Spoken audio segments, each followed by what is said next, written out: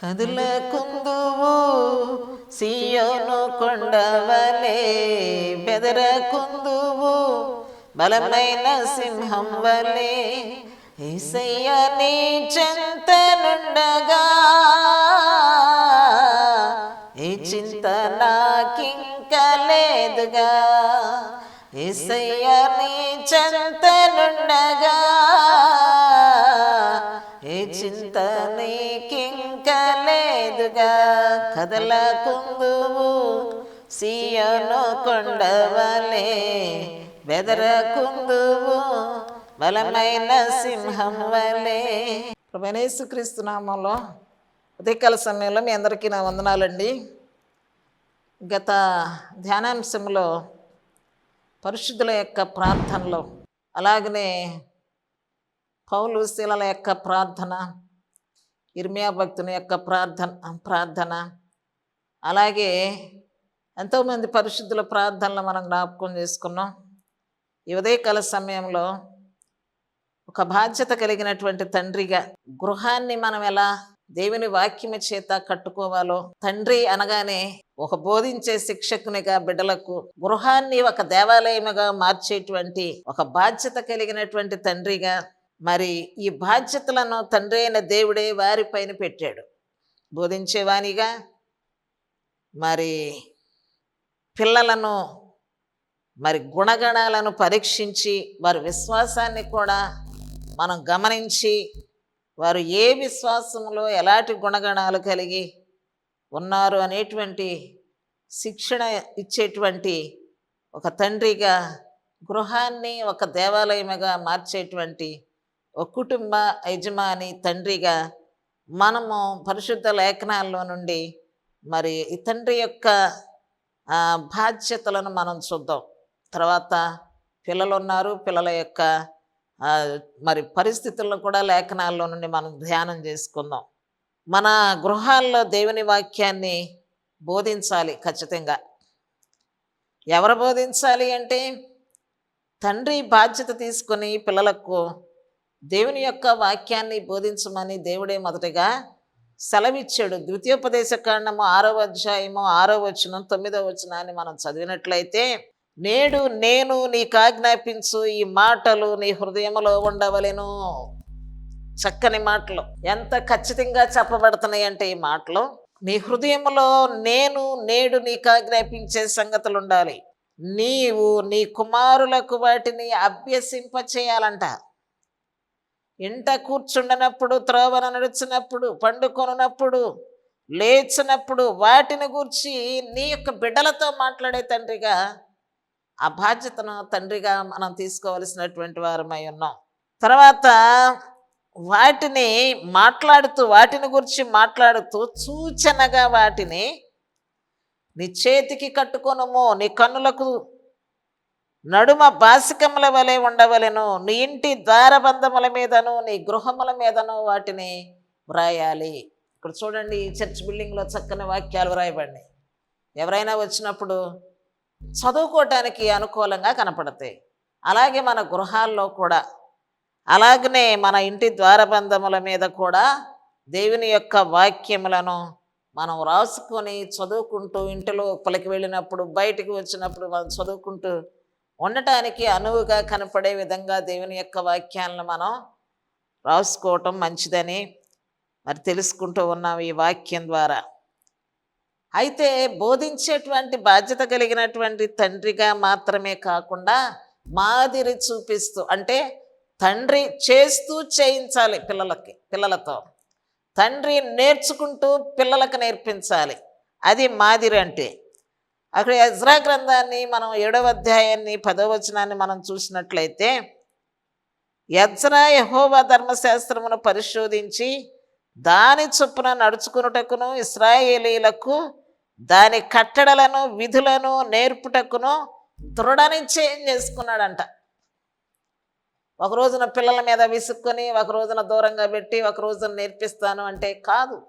మనకెన్ని పనులున్నా నిత్యావసరమైన పనుల్లో ఈ బోధించే పని కూడా ఒక భాగముగా మనం ఒక బాధ్యతను తీసుకొని మాదిరికరముగా బిడ్డలకు బోధిస్తూ ఉండాలి అని దేవుడు కోరుకుంటున్నాడు ఈ పనిని.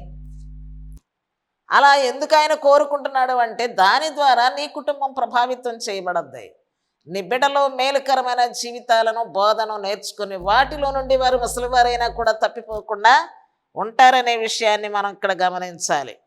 అన్ని కాలాలలో కూడా, అన్ని పరిస్థితుల్లో కూడా, అన్ని రోజుల్లో కూడా ఏ ఒక్క రోజును కూడా మనం విడిచిపెట్టకుండా ఆహారం మన దేహానికి ఎంత అవసరమో, స్నానం మన దేహానికి ఎంత అవసరమో, అలాగే దేవుని యొక్క వాక్యాన్ని కూడా మన హృదయాల్లోనికి అందించటం, మన బిడ్డలకు అందించటం అంత, మన గృహంలో బోధించటం మనకంత అవసరమై ఉన్నది. సామెతల గ్రంథము 4వ అధ్యాయము 1వ వచనాన్ని మనం చూసినట్లయితే 1 నుండి 5 వచనాలు చదవండి. అక్కడ మీకు చక్కని మాటలు కనపడతా ఉంటాయి. కుమారులారా, తండ్రి ఉపదేశం వినుడి, మీరు వివేకమునొందినట్లు ఆలకించండి. నేను మీకు సదుపదేశము చేసేదను, నా బోధన త్రోసివేయకుడి అని బ్రతిమలాడుతూ బిడ్డలకు నేర్పిస్తూ ఉన్నాడు. మీకు నేను చేసేటువంటి ఉపదేశం ఏంటంటే వివేకాన్ని ఇచ్చే ఉపదేశము, సదుపదేశము. నా బోధన, నా ఉపదేశాన్ని మీరు త్రోసివేయొద్దు నా కుమారులారా అని నీ హృదయమును పట్టుదలతో నా మాటలను పట్టుకొనా నిమ్ము. చాలామంది ఇదిగో ఈ చెవులతో వినేసి ఈ చెవులతో వదిలేస్తుంటారు. పట్టుకోవాలి హృదయాన్ని, ఆ బోధ, తండ్రి యొక్క ఉపదేశం. బిడ్డలక్క హృదయాన్ని పట్టుకోవాలి. బోధించే తండ్రి బైబిల్ ఉదాహరణలు తీసుకోవాలి. మన యొక్క జీవితంలో జరిగేటువంటి సంఘటనలను బోధించాలి. మన జీవితంలో అనేక పాఠాలు మనకు కనబడతా ఉంటాయి. ఆ జీవిత పాఠాలను కూడా మనం బోధించాలి. దావీదు తన కుమారుడికి బోధించినటువంటి ఒక బోధన మనం చూద్దాం. దినవృత్తాంతాల గ్రంథము 28వ అధ్యాయం 9వ వచనం 10వ వచనాన్ని మనం గమనించినట్లయితే ఆయన కూడా చక్కని పిలుస్తున్నాడు. సొలొమోనా, నా కుమారుడా అని మాట్లాడుతూ, నీ తండ్రి యొక్క దేవుడైన యెహోవా అందరి హృదయాలను పరిశోధించువాడును, ఆలోచనలన్నింటినీ సంకల్పములన్నింటినీ ఎరిగిన వాడునై ఉన్నాడు. ముందు దేవుని గురించి పరిచయం చేస్తున్నాడు. ఆయనకి లక్షణాలు ఉన్నాయి. అందరి హృదయాలు దేవునికి తెలుసు, అందరి ఆలోచనలు దేవునికి తెలుసు, అందరి సంకల్పం ఏంటో దేవునికి తెలుసు. నీవు ఆయనను తెలుసుకొని, ఆయన గుణగణాలను తెలుసుకొని, ఆయన మాటలను తెలుసుకొని, ఆయన శక్తిని నీవు తెలుసుకొని హృదయపూర్వకముగా, మనస్పూర్వకముగా ఆయనను నీవు సేవించు నా కుమారుడా సొలొమోను. ఎంత చక్కని ఉపదేశం అండి. మొదటగా దేవుని యొక్క గుణగణాలను నేర్పించాలి. పక్కింటోళ్ళని, అటు పక్కింటోళ్ళని కాదు. కొంతమంది వాళ్ళ చుట్టాల్లో నుంచి నేర్పిస్తారు, కొంతమంది ఇరుగు పొరుగు నుంచి నేర్పిస్తారు. కానీ వీటన్నిటికంటే దేవుని శ్రేష్టమైన గుణాలను, ఆయన సంకల్పాన్ని బోధించాలని నేను ప్రేమపూర్వకంగా కోరుతూ ఉన్నాను. దావీదు మహారాజు తన కుమారుడైన సొలొమోనుతో చెప్తున్నాడు, హృదయపూర్వకంగా, మనస్పూర్వకముగా నువ్వు ఆయన్ని సేవించు. ఆయన నువ్వు హృదయపూర్వకముగా, మనస్పూర్వకముగా ఎతికిన ఎడల ఆయన నీకు ప్రత్యక్షమవుతాడు.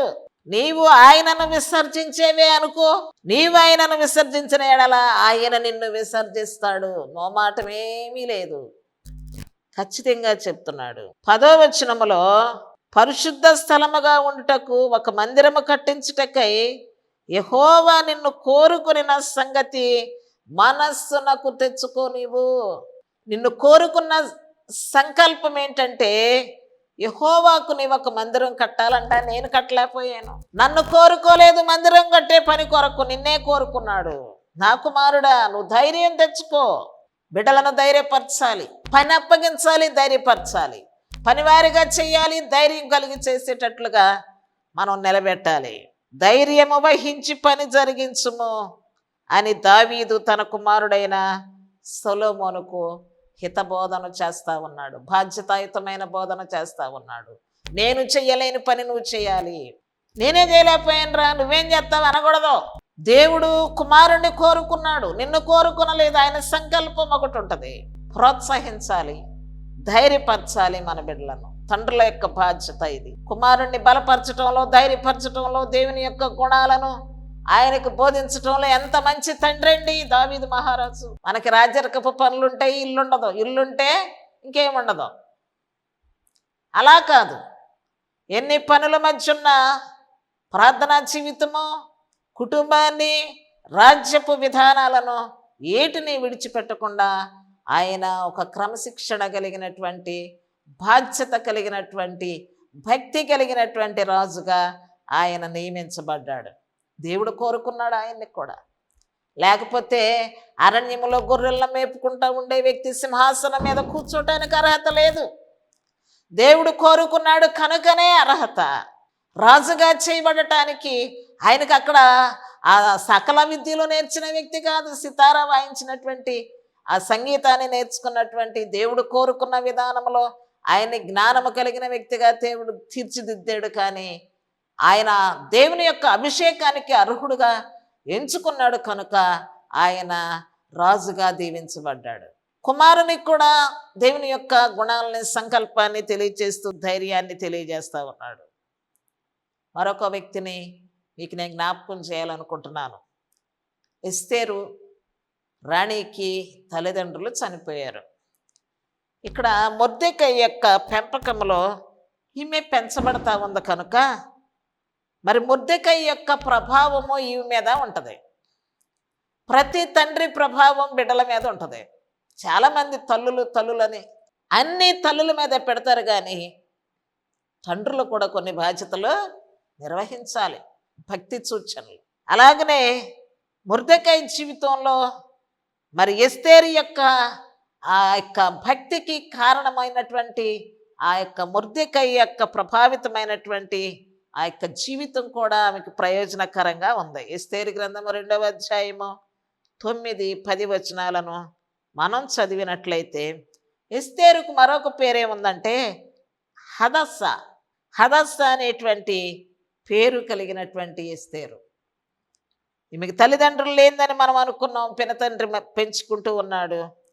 ఆమె అందమైన రూపమును, సుందర ముఖమును కలిగినటువంటి వ్యక్తి. 10వ వచనంలో ఈమె మొర్దెకై బోధిస్తున్నాడు కుమార్తెకు.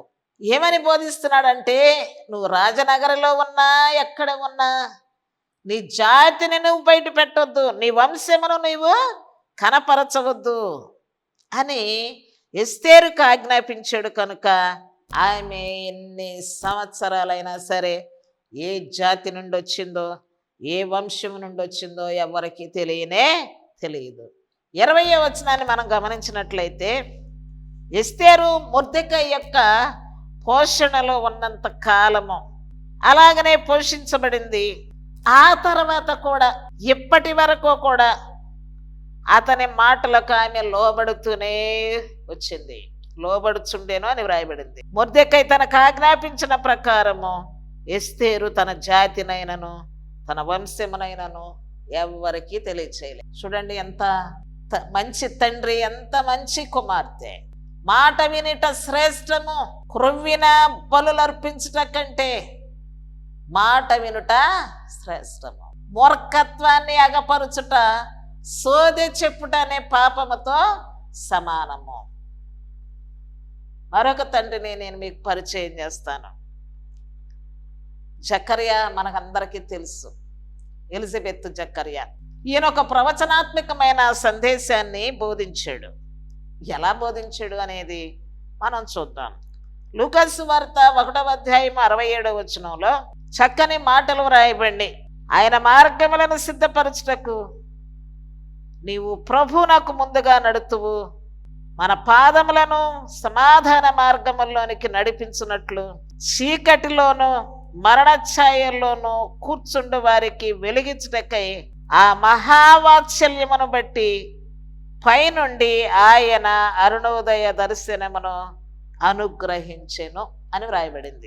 ఇది ఒక దైవికమైనటువంటి ప్రవచనాత్మకమైన సందేశం. మరి ఎందుకు ఈ యొక్క ప్రవచనాన్ని తెలియచేసాడు అంటే, ఈయనకు పుట్టబోయేటువంటి బిడ్డ అరుణోదయ దర్శనాన్ని, అనుగ్రహాన్ని పొందినటువంటి వ్యక్తి.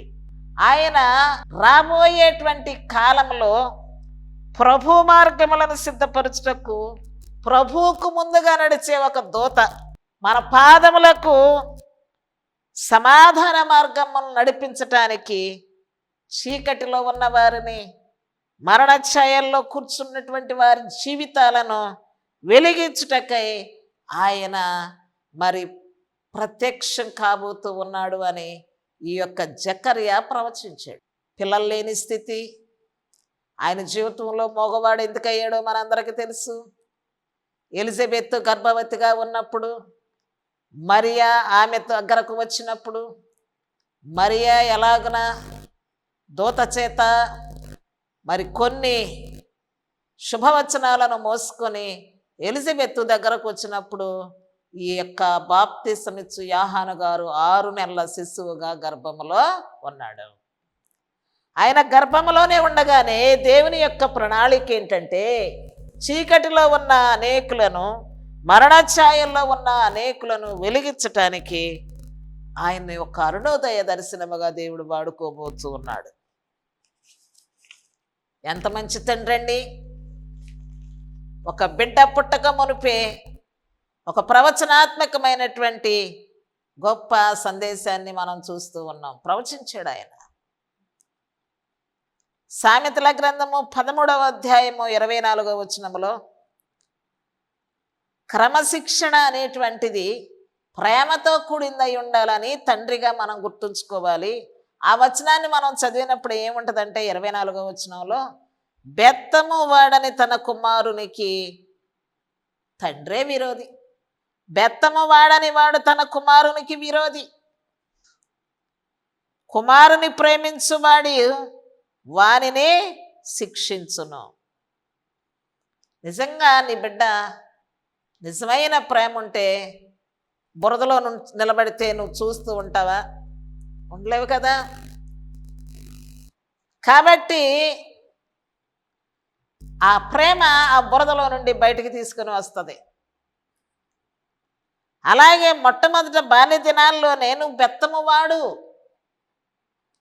బెత్తము వాడకపోతే నీ కుమారుడికి నువ్వు విరోధివైపోతావు అని కొట్టేయమని కాదు అర్థం. ప్రేమపూర్వకంగా దండిస్తూ ఉండాలి. నీ యొక్క క్రమశిక్షణలో ప్రేమను వ్యక్తం చేయాలి, దయను వ్యక్తం చేయాలి, రాక్షసత్వాన్ని వ్యక్తం చేయకూడదు. కొంతమంది పిల్లలను కొడుతూ ఉంటారు, పక్కింటోళ్ళకి వినబడి వచ్చినా ఆగరు. ఆ కాసేపు హీరోలు అయిపోతారు వాళ్ళు. కానీ పిల్లల్ని కొట్టేటువంటి, దండించేటువంటి, క్రమశిక్షణ చేసేటువంటి విషయంలో ప్రేమను చూపిస్తూ చేయాలి. అది నిజమైన ప్రేమ. అప్పుడు నీ కుమారుడు నీకు మిత్రుడవుతాడు. కాబట్టి కొలసీలకు రాసిన పత్రిక ఈ పరిస్థితుల ప్రభావాన్ని బట్టి కొంతమంది ఆఫీసులకు వెళ్ళి బయట పనుల మీద తిరిగి ఇంటికి వచ్చేసరికి పిల్లలు పగలంతా కనపడక చుట్టుముట్టేస్తారు తండ్రిని. వీళ్ళు ఏం చేస్తారు, బయట ఉన్న ఒత్తిడులు, చికాకులు ఇలాంటివన్నీ కూడా వాళ్ళు భరించుకుంటూ ఇల్లు చేరేసరికి ఆ ప్రశాంతత కావాలని కోరుకుంటారు. కానీ పిల్లల యొక్క తెలిసి తెలియని ఆ యొక్క గజిబిజిని వారు తట్టుకోలేక పిల్లల్ని నెట్టేస్తూ ఉంటారు. పిల్లలకు ఏదో ఒకటి తినిపించి ముద్దుగా ముచ్చట్లు చెప్పేటువంటి తండ్రులు ఉంటారు. కానీ కొంతమంది తండ్రులైతే పిల్లలను దూరంగా విసిరేస్తూ ఉంటారు. కాబట్టి ఏ పరిస్థితుల్లోనైనా స్థిరముగా ఉండాలి క్రమశిక్షణ, న్యాయముగా ఉండాలి క్రమశిక్షణ, ప్రేమగా ఉండాలి క్రమశిక్షణ. కాబట్టి తండ్రులారా, మీ పిల్లల మనసును కృంగకుండానట్లు వారికి కోపం పుట్టింపకుండా ఉండండి అని చెప్తున్నాడు. ఈ యొక్క క్రమశిక్షణ, నీ యొక్క బోధ దైవభక్తికి సంబంధించినదై ఉండాలి. దైవభక్తికి లక్ష్యముగా పెట్టుకోవాలి. 29వ సామెతలు 17వ వచనాన్ని మనం చదివినట్లయితే, నీ కుమారుని శిక్షించిన ఎడల అతడు నిన్ను సంతోషపెట్టును, నీ మనసునకు ఆనందము కలుగు చేస్తాడు. కాబట్టి భక్తిని లక్ష్యముగా పెట్టుకొని నీ యొక్క క్రమశిక్షణలో భక్తిని చూపిస్తూ ఉండాలి. శిక్షకులుగా ఉన్న తండ్రుల యొక్క ఉదాహరణలు మనం చూద్దాం.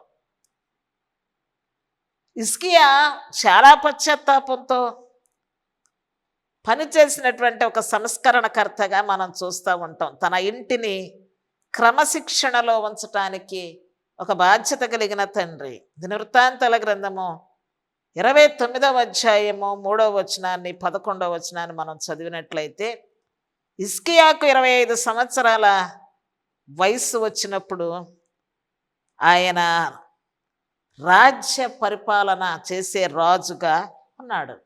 29 సంవత్సరాలు ఆయన పరిపాలన చేశాడు.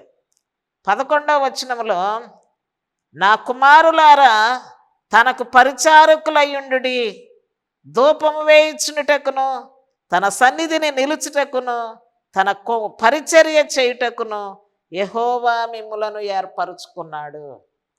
అంటే దేవుని పని చేయటానికి వారి బిడ్డలకు ఒక ఉపదేశాన్ని అందిస్తున్నాడు.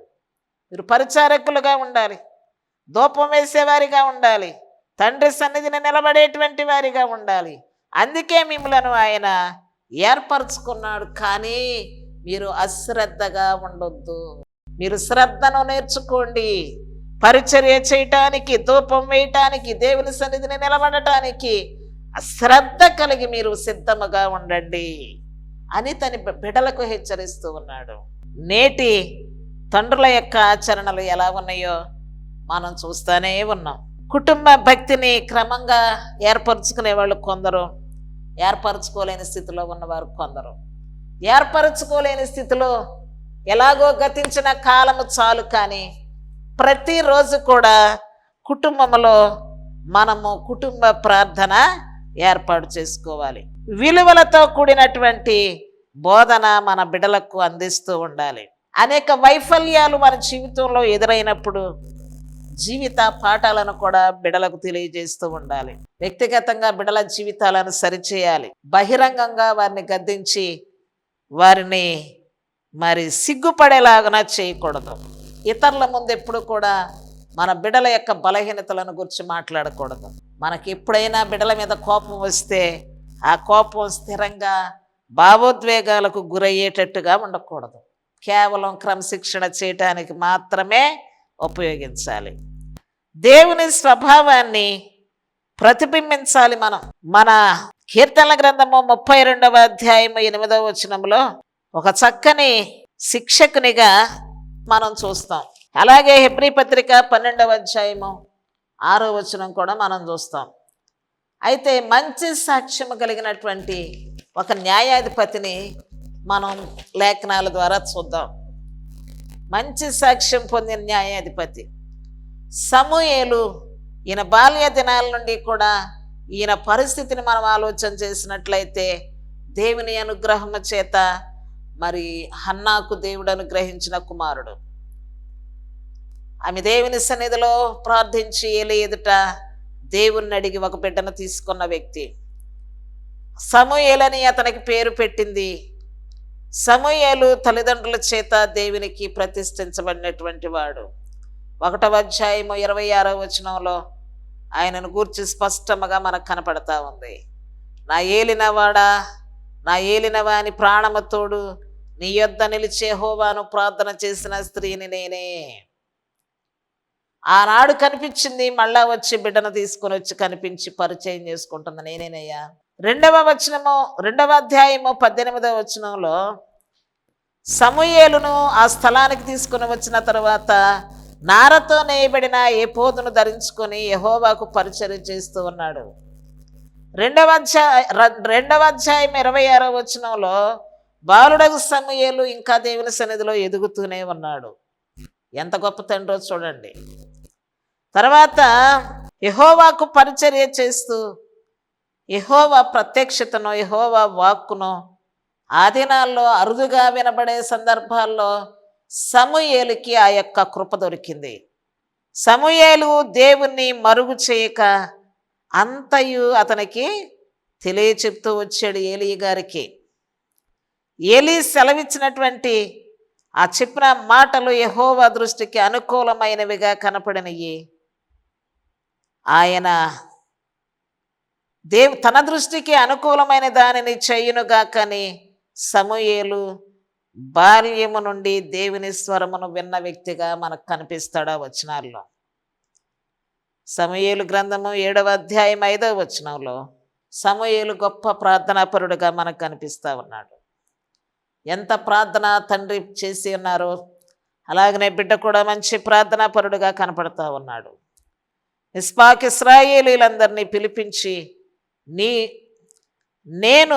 మీ పక్షమున యెహోవాకు ప్రార్థన చేతుమని చెప్పగా ఇశ్రాయేలీలందరూ ఆ మిస్పా అనేటువంటి ప్రాంతానికి కూడి వచ్చారు. అక్కడ ఉపవాసం ఉండి వారి పాపముల నిమిత్తం ప్రార్థన చేసి వారు పాపులమని వారు ప్రార్థనలో ఒప్పుకున్న తర్వాత అప్పుడు వారికి న్యాయము తీరవటానికి సమూయేలు ప్రత్యేకించబడిన వ్యక్తిగా కనిపిస్తూ ఉన్నాడు. 8వ వచనంలో ఫిలిష్తీయుల చేతిలో నుండి మమ్మలను రక్షించినట్లుగా మా కొరకు ప్రార్థన చేయమని, ప్రార్థన చేయకుండా మానవద్దని సమూయేలు దగ్గర ఆనాటి ఇశ్రాయేలీల ప్రజలందరూ కూడా మనవి చేసినట్టుగా ఉంది. కాబట్టి ప్రార్థన చేయటం మానొద్దు, మా కొరకు మీరు ప్రార్థిస్తూనే ఉండాలి అని కోరుకుంటూ ఉన్నాడు. 15వ అధ్యాయం 11వ వచనంలో సౌలు మీద యెహోవా వాక్కు సమూయేలు నాకు ప్రత్యక్షమై సౌలు నన్ను అనుసరించటం లేదు అనగా నేటి రాత్రి అంతా యెహోవాకు మొర్రపెట్టెను. అయినా సరే మరి చక్కని మార్గాలు బోధించేటువంటి విషయంలో మరి ఇక సమూయేలు యొక్క ప్రార్థనా జీవితాన్ని మనం గమనించాలి. ప్రార్థనా పరులు, తండ్రులు ప్రార్థన చేశారు, బిడ్డలు కూడా ప్రార్థనా పరులుగానే చేయబడుతూ ఉన్నారు. 12వ అధ్యాయం 23వ వచనం నా మట్టుకు నేను మీ నిమిత్తము ప్రార్థన చేయట మానుకొనుట వలన యెహోవాకు నేను విరోధముగా పాపము చేసిన వాడనవుతాను, అది నాకు దూరం అవునుగాక, మీ కొరకు నేను ప్రార్థన చేస్తూనే ఉంటాను అంటున్నాడు. ఈ సమూయేలు గారు ఒక ఆదర్శవంతమైన గొప్ప ప్రవక్త. 3వ అధ్యాయం 19-20 వచనాల్లో సమూయేలు పెద్దవాడు కాగా యెహోవా అతనికి తోడై ఉన్నందున అతని మాటల్లో ఏదియూ తప్పిపోలేదు. కాబట్టి సమూయేలు యెహోవాకు ప్రవక్తగా స్థిరపడెను, న్యాయము తీర్చే ప్రవక్తగా. 7వ అధ్యాయం 17వ వచనంలో కూడా ఏటేటా అతడు బేతేలునకు గిల్గాలునకు మిస్పాకును తిరుగుచు ఆ స్థలముల యందు ఇశ్రాయేలీలకు న్యాయము తీర్చుచూ వచ్చెను. ఇంతకన్నా మంచి సాక్ష్యం ఇంకేం కావాలి? ఒక ఎలీ దగ్గర, ఒక ప్రవక్త దగ్గర పరిచర్య చేస్తూ పరిచారకుడుగా ఉండి దైవ దర్శనాన్ని చూచి దేవుని స్వరాన్ని విని ప్రవక్తగా చేయబడి రాజుగా చేయబడి మరి ఎంతో మంచి సాక్ష్యాన్ని పొందుకున్నటువంటి న్యాయాధిపతిగా ఆయనను మనం చూస్తూ ఉన్నాం. ఆయన ఇట్టి పనులు చేయటానికి ఎవరి యొద్ద లంచము నేను తీసుకొనలేదు అని గొప్ప సాక్ష్యాన్ని తెలియజేస్తూ ఉన్నాడు. 12వ అధ్యాయం 3వ వచనంలో ఉంది ఆ లంచాన్ని గుర్చినటువంటి మాట. మనము మన బిడ్డలకు ఒక మంచి బోధకునిగా తండ్రి పాత్ర ఎంతగా నడిపించిందో రూతును జ్ఞాపకం చేసుకున్నాం, హిజ్కియాని జ్ఞాపకం చేసుకున్నాం, దావీదును జ్ఞాపకం చేసుకున్నాం. అలాగనే వారి యొక్క ప్రార్థనా జీవితాలు, వారి బిడ్డల యొక్క స్థితిగతులు స్థిరముగా ఉండటానికి, రాణిగా ఉండటానికి, రాజుగా ఉండటానికి వారికి దేవుని హస్తము తోడుగా ఉండేను. ఈ యొక్క ఉదయకాల సమయంలో ఒక బాధ్యత కలిగిన తండ్రిగా దైవికమైన లక్షణాలను మన బిడ్డలకు బోధిస్తూ మనం దీవించబడాలని కోరుతూ ఉన్నాను. మీ అందరికీ వందనాలు.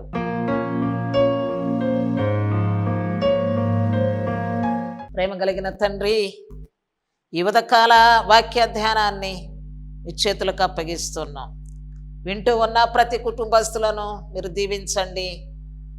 ప్రతి కుటుంబ పెద్ద తండ్రిగా దైవికమైన బోధను, లక్షణాలను శ్రద్ధ కలిగి బిడలను ప్రేమ కలిగి నాయన నా తండ్రిని సన్నిధిలో నాయన మాదిరి కలిగి బిడలకు బోధించే ఒక మంచి తండ్రులుగా అనేక కుటుంబాల్లో నుండి లేవనెత్తుమని ఈ దీవెనలే ఇస్తున్నాములు అడిగి వేడుకొనుచున్నాము తండ్రి. ఆమేన్. అందరికీ వందనాలు. అదులకుందువు సియోను కొండవలే బెదరకుందువు బలమైన సింహం వలె యేసయ్య నీ చెంతనుండగా ఏ చింత నాకింక లేదుగా. యేసయ్య నీ చెంతనుండగా ఏ చింత నీకింక లేదుగా. కదలకుందువు సీయోను కొండవలే, బెదరకుందువు బలమైన సింహం వలె.